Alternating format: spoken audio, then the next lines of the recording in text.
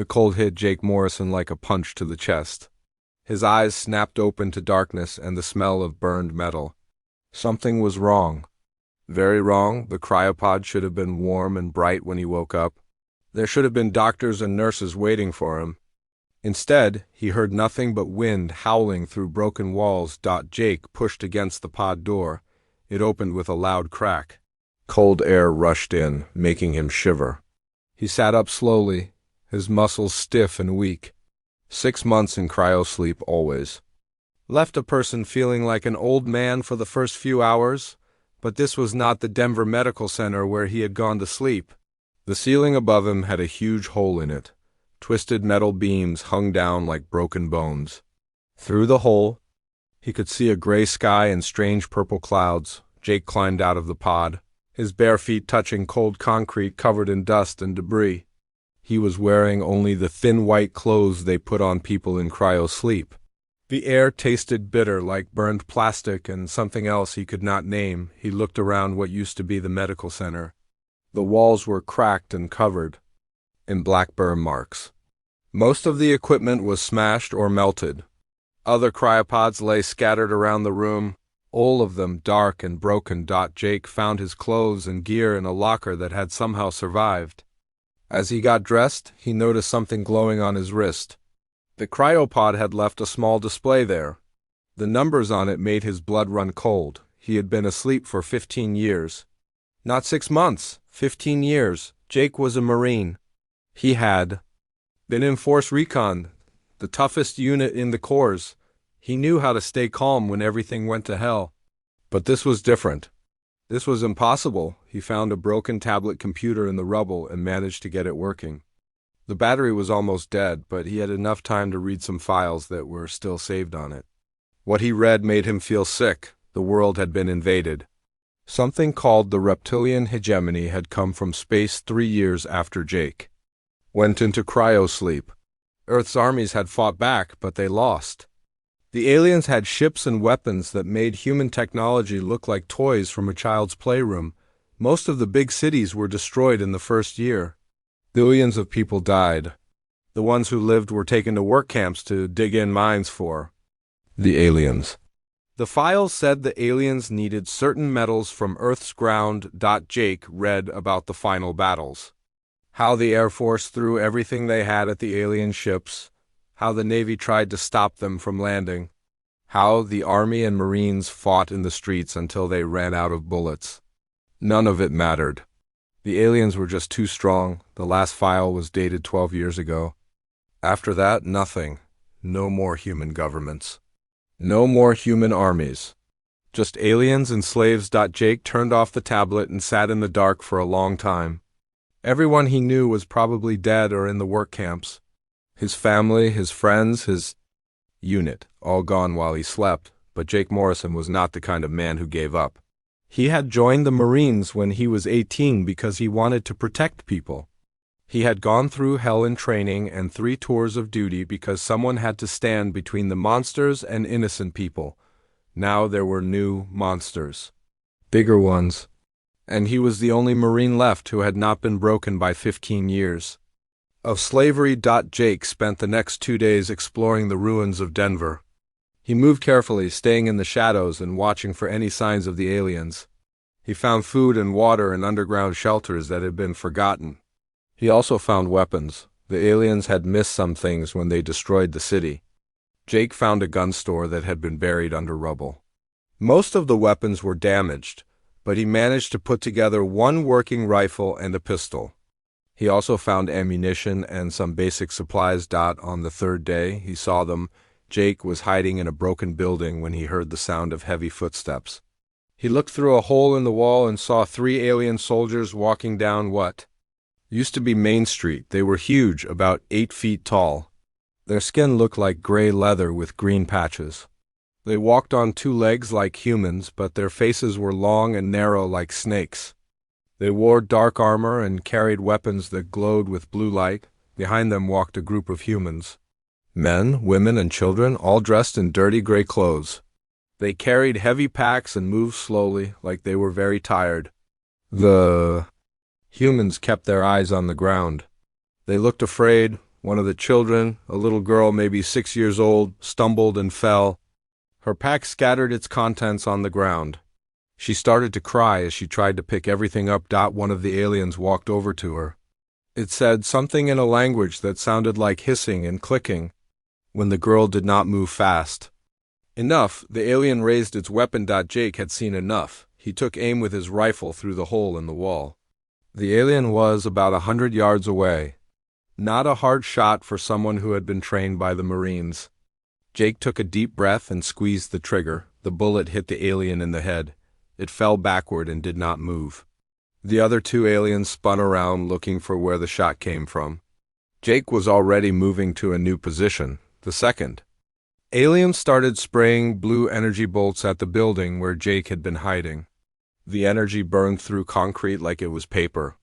But Jake was no longer there. He came up behind the third alien and put 3 bullets in its back. It fell forward, making a sound like a dying snake. The second alien turned toward Jake, but it was too slow. Jake put 2 more bullets in its chest. All 3 aliens were dead. The humans stood there staring like they could not believe what they had just seen. The little girl was still crying. Jake walked over to them slowly, keeping his hands where they could see them. He did not want to scare them more than they already were. "It's okay," he said. "You're safe now." An older man stepped forward. He looked at Jake like he was seeing a ghost. "You killed them," he said. "You actually killed them." "Yeah," Jake said. "And I'm going to kill a lot more." The man shook his head. "You don't understand. No one fights them anymore." "No one can. They'll send more. They'll punish everyone." Jake looked at the scared faces around him. These people had been slaves for so long they had forgotten how to hope. That made him angry. Not at them, but at the aliens who had done this to them. "Listen to me," Jake said. "I'm Jake Morrison, United States Marine Corps. I just woke up from cryo sleep. I've been asleep for 15 years, so I missed this war, but I'm awake now." He picked up one of the alien weapons and looked it over. It was heavier than it looked, but he could figure out how it worked.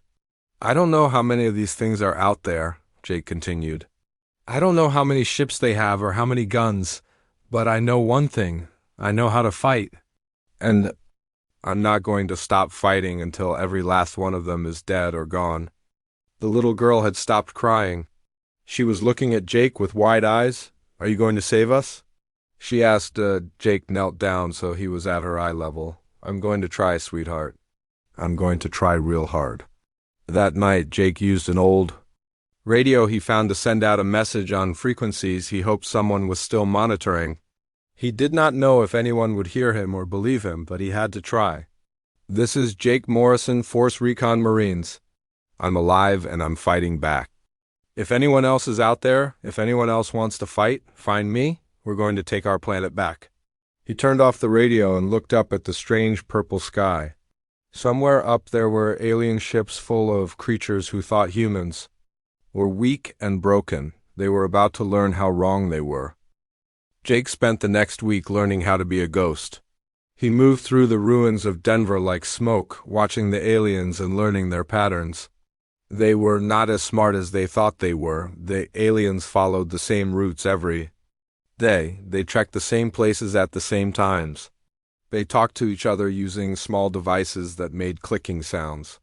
Jake found one of these devices on the dead aliens and spent hours listening to their conversations. The aliens called themselves the hegemony. They thought humans were barely smarter than farm animals. They talked about humans the way people might talk about cattle or sheep. It made Jake's blood boil, but it also gave him an idea. If the aliens thought humans were stupid animals, they would not expect smart tactics. They would not look for traps or ambush. They would not think one human could be dangerous. Jake made his first real attack on a supply convoy. He had watched the aliens bring food and equipment down the same road for 3 days. Always the same time. Always the same number of guards. He dug a hole in the road and filled it with explosives he made from cleaning chemicals and fertilizer he found in abandoned stores. When the convoy passed over it, the explosion flipped their transport vehicle and killed 2 aliens instantly. The surviving aliens jumped out and started shooting their energy weapons in all directions. They could not see Jake, who was hiding in a storm drain 50 feet away. They wasted their ammunition shooting at shadows. While Jake picked them off one by one with his rifle, when it was over, Jake had killed 6 aliens and captured their weapons and supplies. More importantly, he had their communication device and their transport vehicle. The vehicle was damaged but still worked. Jake drove the alien vehicle to an old shopping mall on the edge of the city. The aliens had turned it into a command center. Human slaves worked there, fixing alien equipment and organizing supplies.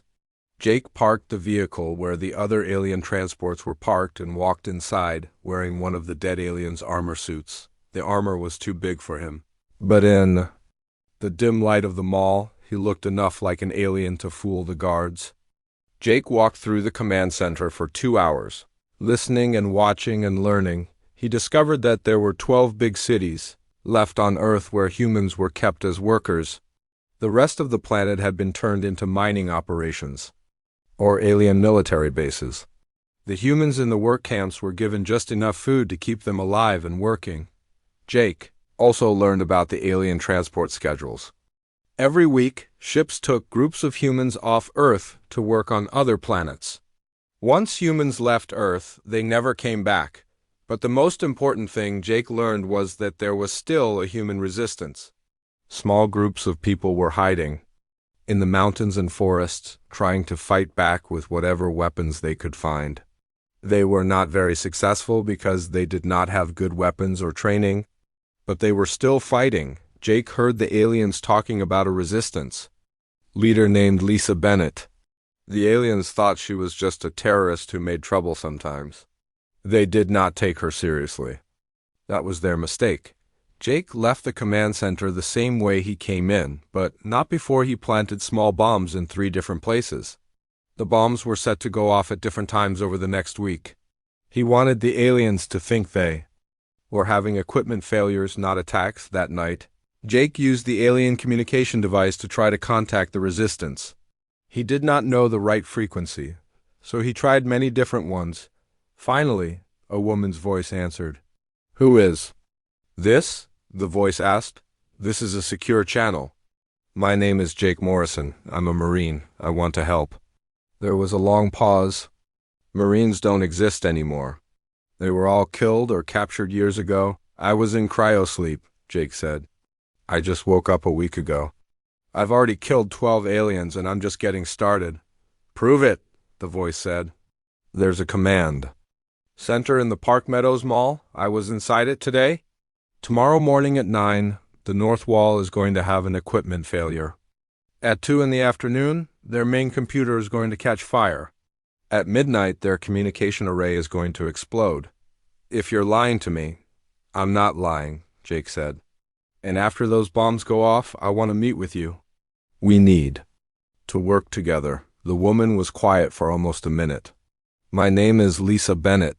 If what you say happens, contact me tomorrow night on this frequency. But if this is a trap, it's not a trap. I'm on your side." Jake's bombs went off exactly when he said they would. The aliens scrambled around the mall like angry aunts, trying to figure out what was happening. They never suspected that a human had been inside their command center. The next night, Lisa contacted Jake on the radio. "I believe you now," she said. "We need to meet." They arranged to meet at an old gas station in the mountains outside Denver. Jake got there first and waited in the shadows. He was taking a big risk.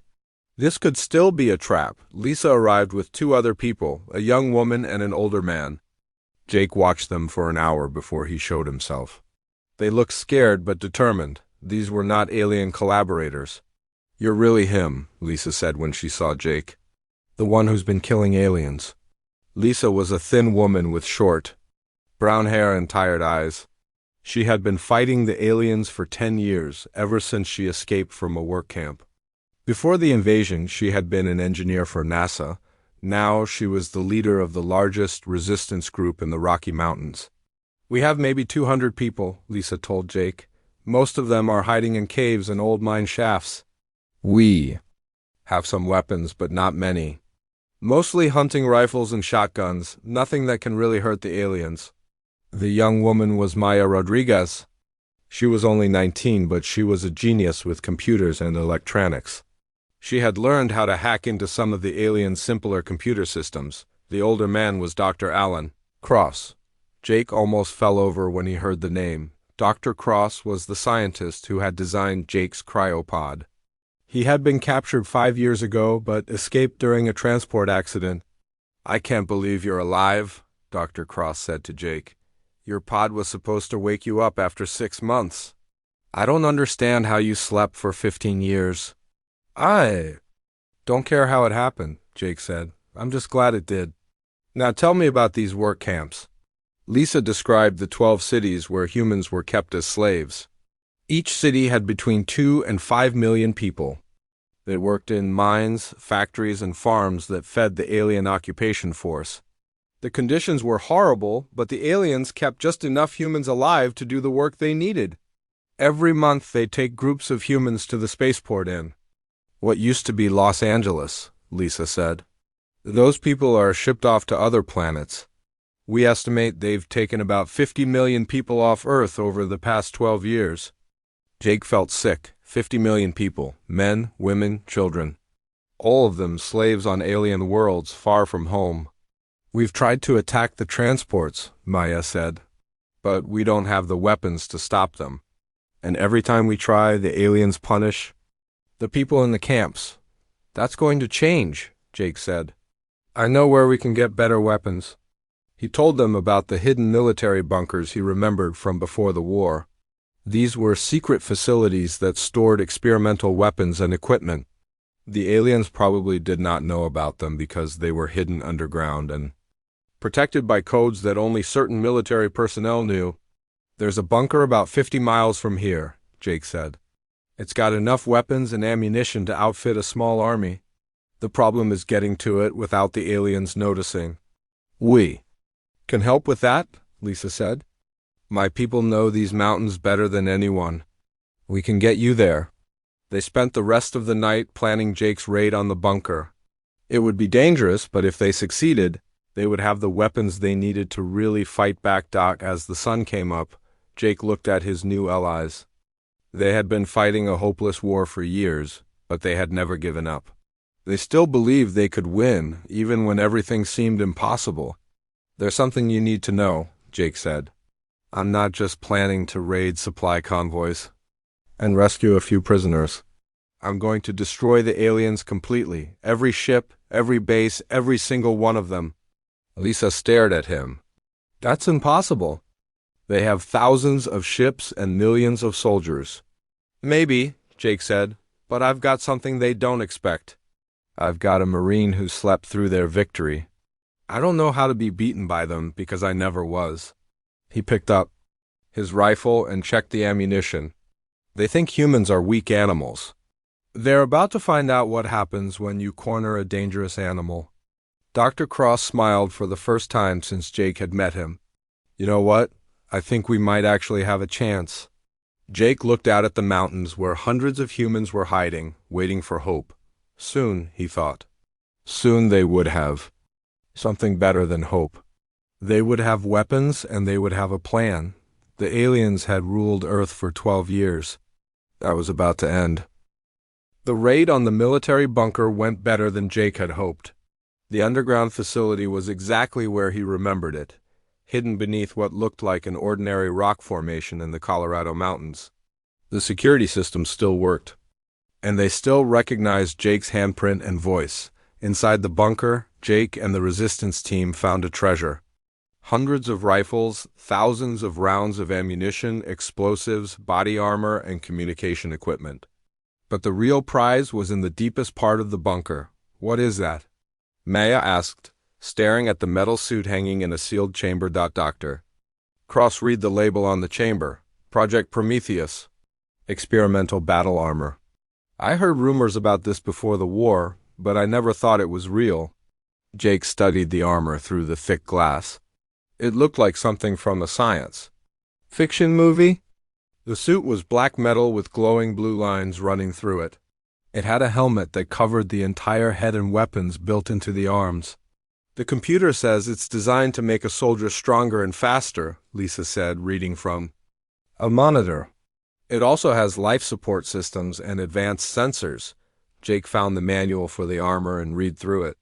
The suit was designed to work with human brain patterns. It would make whoever wore it 10 times stronger and twice as fast. It also had weapons that could punch through alien armor. It says here that only someone with the right genetic markers can use it, Jake said, and it has to be calibrated for each person. Dr. Cross ran Jake through the medical scanner next to the armor chamber. The results made him smile. You're a perfect match, Jake. It's like this thing was built for you. Getting the armor fitted and calibrated took 2 days. During that time, Lisa's scouts brought bad news. The aliens had noticed the missing equipment from their bombed command center. They were starting to search for whoever was responsible. They're calling you priority target Alpha, Maya said, listening to intercepted alien communications. They've put their best hunting unit on your trail. Jake was not worried. He had spent years learning how to avoid enemies who were trying to kill him. But when he put on the Prometheus armor for the first time, he realized this fight was going to be different. The armor felt like wearing a second skin. When Jake moved, the suit moved with him perfectly. When he picked up a rock, he crushed it, without meaning to. When he jumped, he went twice as high as normal. The helmet's display showed him everything around him in perfect detail, even in complete darkness. How do you feel? Dr. Cross asked. Like I could fight 100 aliens at once, Jake said. His voice came out of the suit's speakers, sounding deeper and more threatening than normal. That feeling was tested sooner than Jake expected. 3 days after he started wearing the armor, the alien hunting unit found their mountain hideout. Jake was returning from a scouting mission when he saw the alien ships circling above the caves where the resistance was hiding. These were not the regular patrol craft he had seen before. These ships were sleek and black, designed for hunting rather than transport. Through his helmet's communication system, Jake heard Lisa's panicked voice. Jake, they found us. They have some kind of tracking animals with them. We're trapped in the caves. Jake looked up at the alien ships and made a decision that would change everything. Instead of trying to sneak around them, he was going to attack them directly. The first alien ship was hovering about 100 feet above the ground, scanning the caves with searchlights. Jake used the armor's jump jets to leap from rock to rock until he was directly below it. Then he fired the armor's shoulder-mounted missiles. The ship exploded in a ball of fire and crashed into the mountainside. The other ships immediately turned toward Jake, their weapons charging up with blue light. Jake was already moving. The armor made him faster than any human had ever been. He dodged the energy beams and jumped to a higher rock formation. From there, he could see the alien ground forces. There were about 20 alien soldiers spread out around the cave entrance. With them were 4 creatures that looked like giant lizards with 6 legs. These were the tracking animals Maya had mentioned. They were sniffing around the rocks, following the scent trails left by the resistance fighters. Jake activated the armor's weapon systems. Energy cannons extended from his forearms and a targeting system appeared on his helmet display. He had never used weapons like these before, but somehow the armor knew what he wanted to do. The first energy blast hit one of the tracking creatures and vaporized it completely. The aliens spun around, looking for the source of the attack.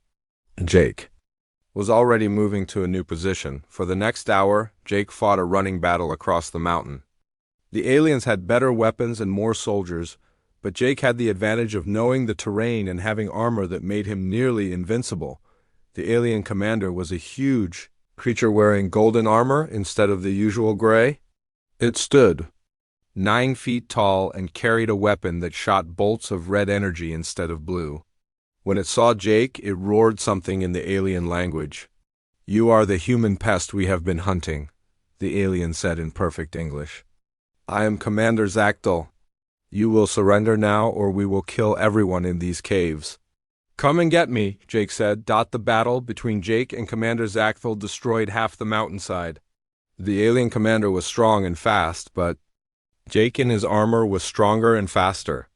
When Zacthal's red energy bolts hit Jake, the armor absorbed the damage and kept working. When Jake's energy cannons hit the alien, they left smoking holes in his golden armor. In the end, Jake won by doing something the alien did not expect. Instead of trying to overpower Zacthal, Jake used the mountain itself as a weapon. He blasted the rocks above the alien commander until tons of stone fell down and buried him. With their leader dead and their ships destroyed, the remaining aliens tried to retreat. Jake did not let them.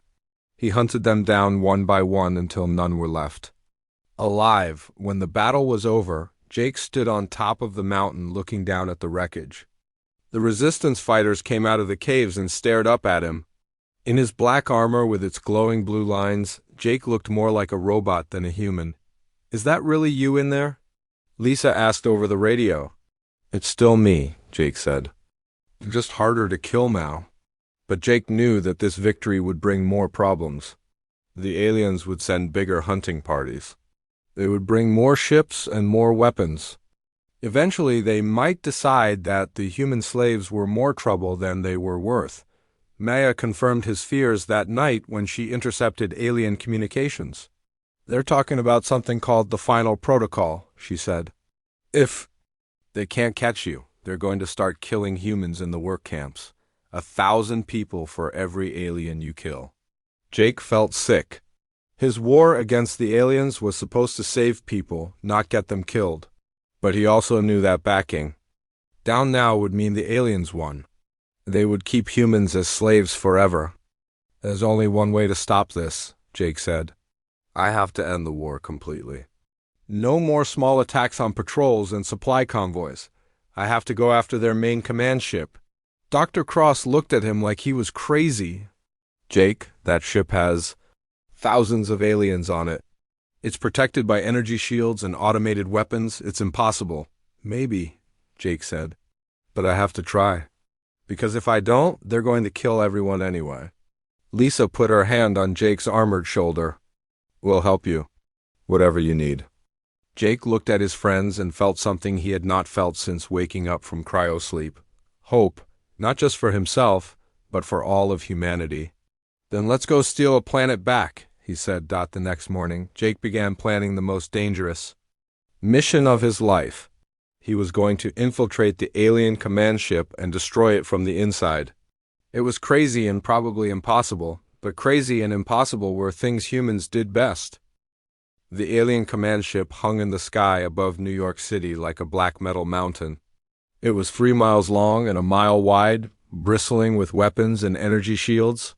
Jake had been watching it for 2 days, looking for any weakness he could find. "It's called the Dominion's Fist," Maya said, reading from captured alien files. "It controls the entire Earth occupation. Every alien base, every work camp, every ship gets orders from that vessel." Jake studied the intelligence reports Lisa's people had gathered. The command ship never landed. It stayed in the sky at all times, protected by smaller patrol ships and automated defense systems. No human had ever been inside it and lived to tell about it. "The shields cover the entire ship except for the docking bays," Dr. Cross said, pointing to the technical drawings Maya had put together. "But those bays are heavily guarded and scan everything that tries to enter." "Then I don't go through the docking bays," Jake said. He had found another way in. The command ship had to get rid of its waste somehow. Deep in the bottom of the ship were disposal chutes that dumped garbage into the atmosphere.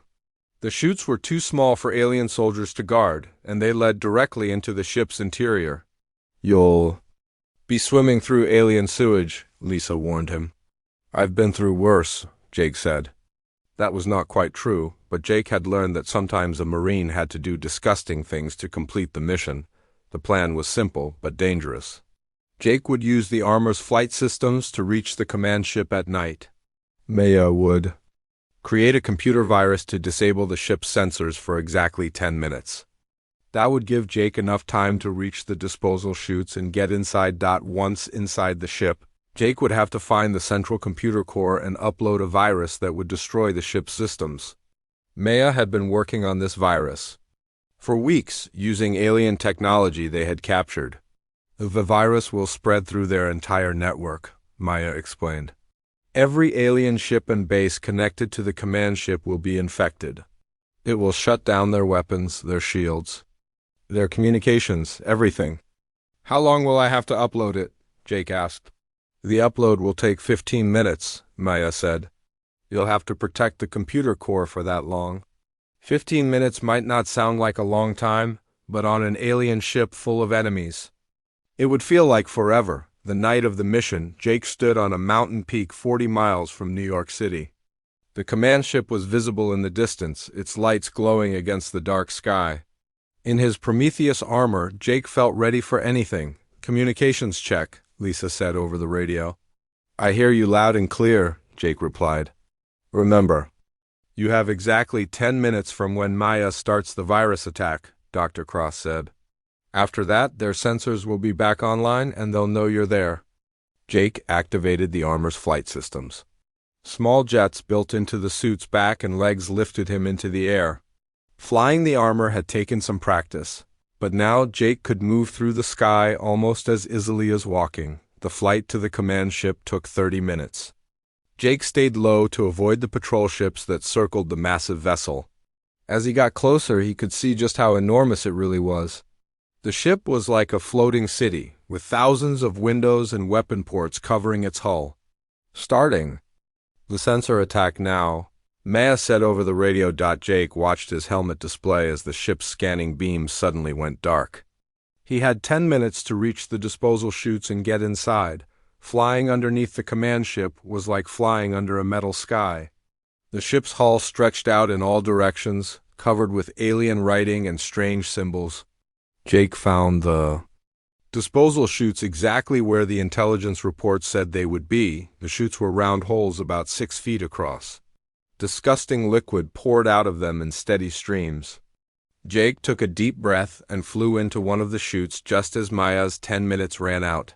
The inside of the disposal system was even worse than Jake had expected. He crawled through narrow pipes filled with alien waste, following the blueprints Maya had given him. The armor's life support systems filtered the air, but Jake could still smell the terrible odors seeping through. After 20 minutes of crawling, Jake reached a maintenance room inside the ship. He cut through a metal grate with the armor's laser cutter and climbed out of the disposal system.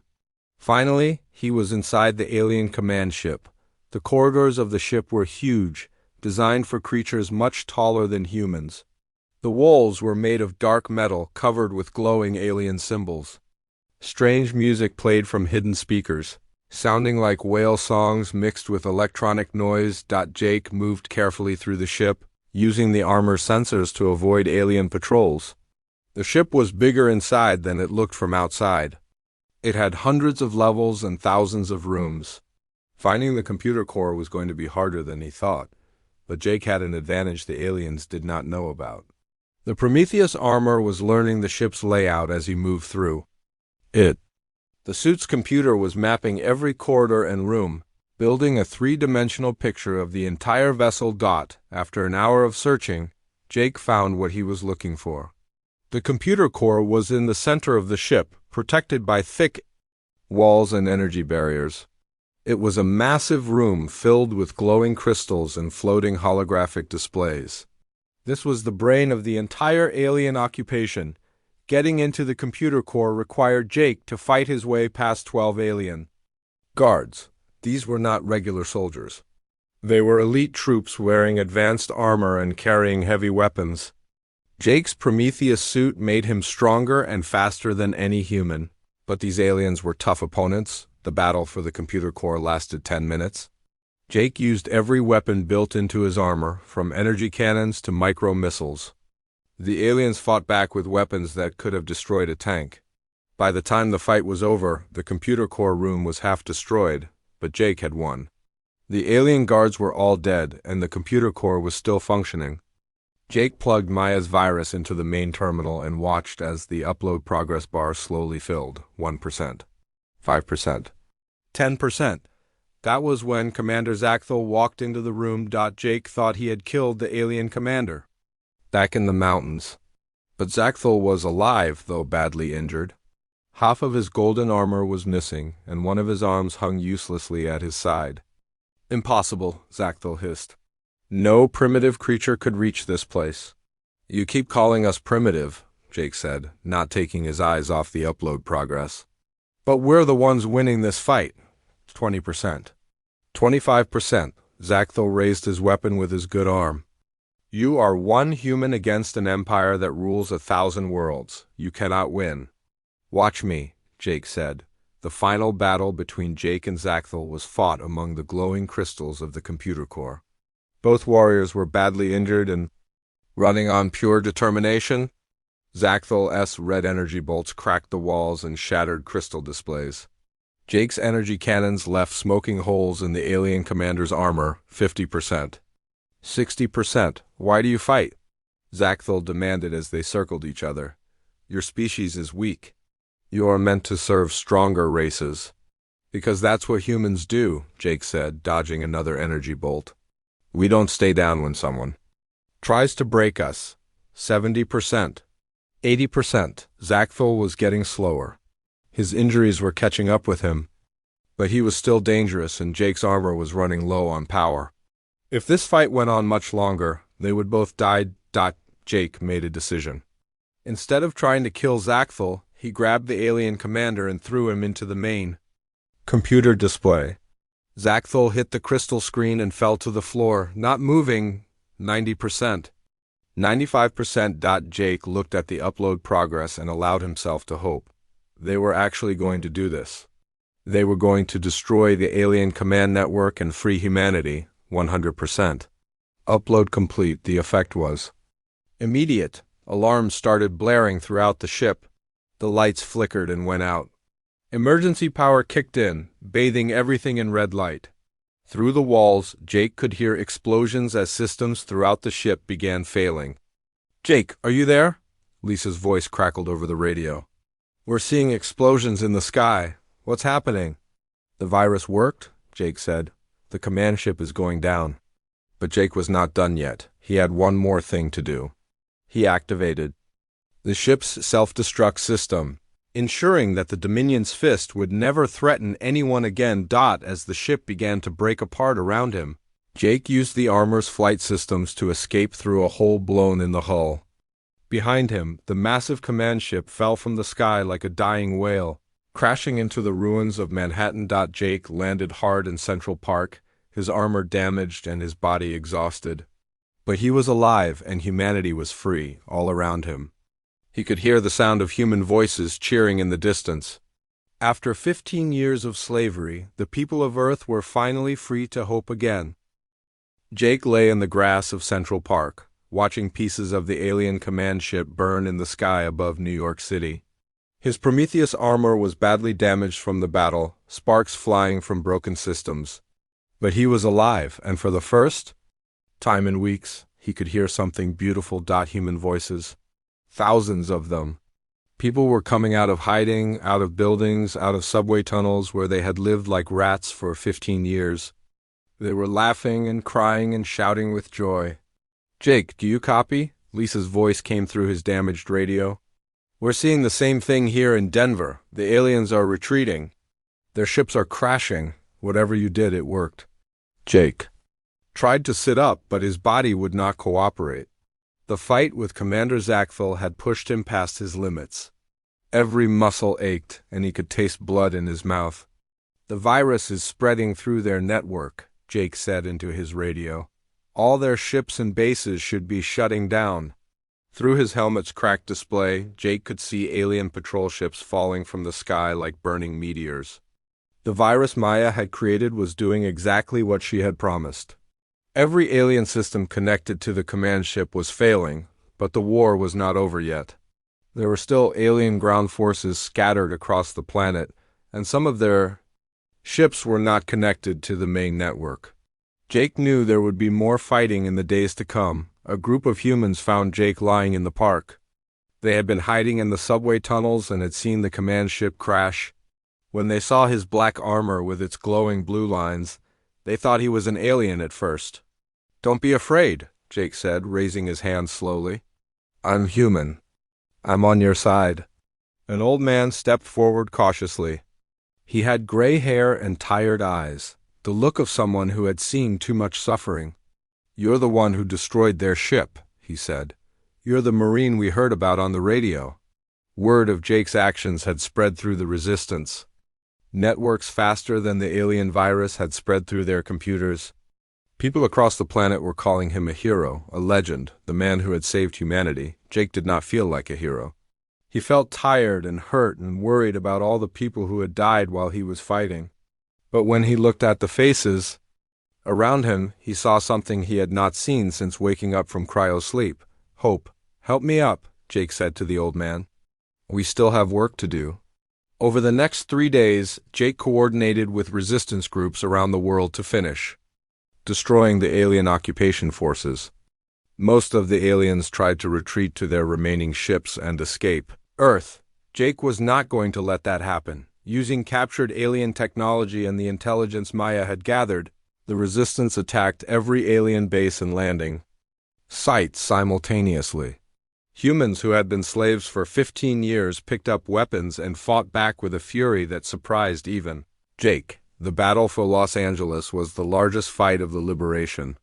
The aliens had turned the city into their main spaceport, and hundreds of their ships were trying to evacuate. Jake arrived in his damaged armor just as the aliens were loading the last group of human prisoners onto a transport ship. Jake would not let those people be taken away from Earth.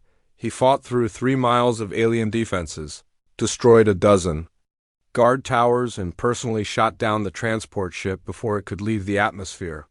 The prisoners inside survived the crash and were free, but the cost of victory was enormous. 15 years of alien occupation had killed billions of people. Entire cities had been destroyed. Most of Earth's forests had been cut down for alien construction projects. The oceans were polluted with alien chemicals. Jake stood on the ruins of the Los Angeles spaceport, looking out at a world that would take generations to heal. Around him, newly freed humans were celebrating, but Jake could only think about all the people who had not lived to see this day. Lisa found him there as the sun was setting. She had flown from Denver in a captured alien aircraft to help coordinate the final battles. When she saw Jake's expression, she understood what he was feeling. "You did it," she said. "You actually did it. Humanity is free." "At what cost?" Jake asked. "How many people died while I was sleeping? How many more died because I was not fast enough to save them?" Lisa put her hand on his armored shoulder. "Jake, you woke up to find our entire species enslaved. You had every reason to hide, to give up, to try to save yourself. Instead, you chose to fight. You gave us hope when we had forgotten what hope felt like." Maya's voice came over their radio communicators. She was in what used to be Washington, D.C., helping to set up a new human government. "The last alien ship just left Earth's atmosphere," she reported. "Our planet is completely free." Jake looked up at the stars, wondering if the aliens would ever come back. Earth was defenseless now. Most of the military equipment had been destroyed during the occupation. It would be years before humanity could build new defenses. "We need to be ready for them if they return," Jake said. "This victory does not mean we are safe forever." Dr. Cross had been thinking the same thing. Over the next few months, he worked with other scientists to study captured alien technology. They learned how to build better weapons, better ships, better defenses. The aliens had made a mistake by bringing their advanced technology to Earth.